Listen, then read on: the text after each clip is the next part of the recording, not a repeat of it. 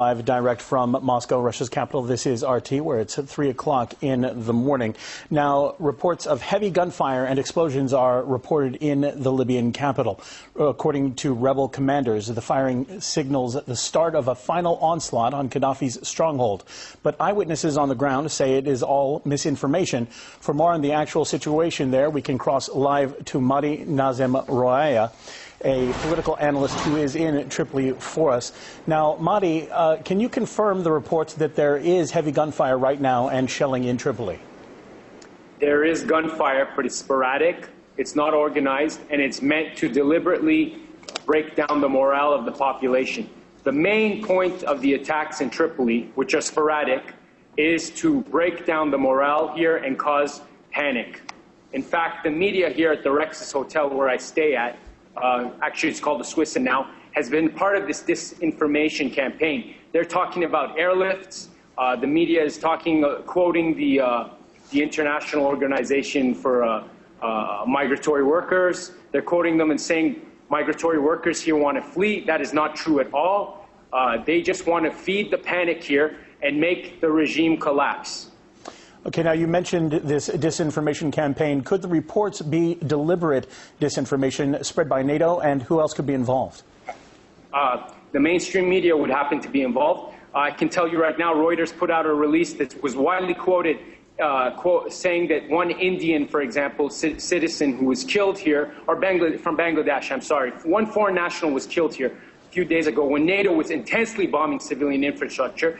And they didn't mention the civilian infrastructure, I want to add. Well, they quoted that this foreign national was a security guard. This was misinformation. This was not correct. It was changed later. They have been fueling and feeding the psychological war against this country. They want Tripoli to be in panic. That's the whole aim. There's snipers here that are attacking people. There's no aim here, no organized aim. There's snipers attacking people, and there's terrorist attacks here. This is just meant to cause trauma here and make people panic. And that's the truth. Okay, now the rebels faced annihilation back in March before NATO stepped in. Right now they're approaching Gaddafi's strongholds, arguably only thanks to coalition airstrikes. When NATO ends its intervention, won't that leave a massive military power vacuum in the country, or could the alliance be planning to stay just like it's doing in Iraq and Afghanistan? Let's not use the word airstrikes. Let's use the word bombardment of civilian infrastructure. They've been bombing all the civilian checkpoints that are mostly are protected and manned by volunteers. It's NATO that's been doing all the fighting. So when the media says the insurgents are moving in, or the so-called rebels or revolutionaries, whatever you want to call them, that is not correct. It's NATO that's doing all the hard work here.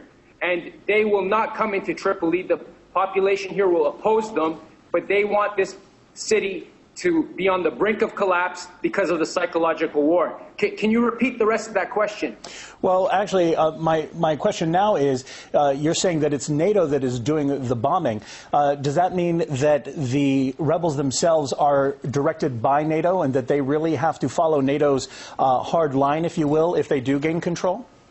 Absolutely. They coordinate with NATO. NATO is trying to deny this, but they're NATO's proxies on the ground here. This is a NATO operation. NATO has bombed the Mint here. NATO has bombed the hospitals here. NATO has bombed... Why would NATO bomb the checkpoints guarding the city? These checkpoints aren't a threat to any civilians here. They're here for security, and NATO's bombing them. In fact, the reporters here are giving the locations of the checkpoints. When the reporters here went to Zlitin, they gave the locations of the checkpoints through satellite radios to NATO. They directly liaisons with NATO headquarters and military officials. And the next night, the checkpoints were attacked. That very night, the checkpoints were attacked by both NATO and the insurgents. So yes, the media here is part of the war machine. All right, and thank you very much. That was Mahdi Nazemroaya, who is in Tripoli for us right now. We'll keep you up to date as more information becomes available.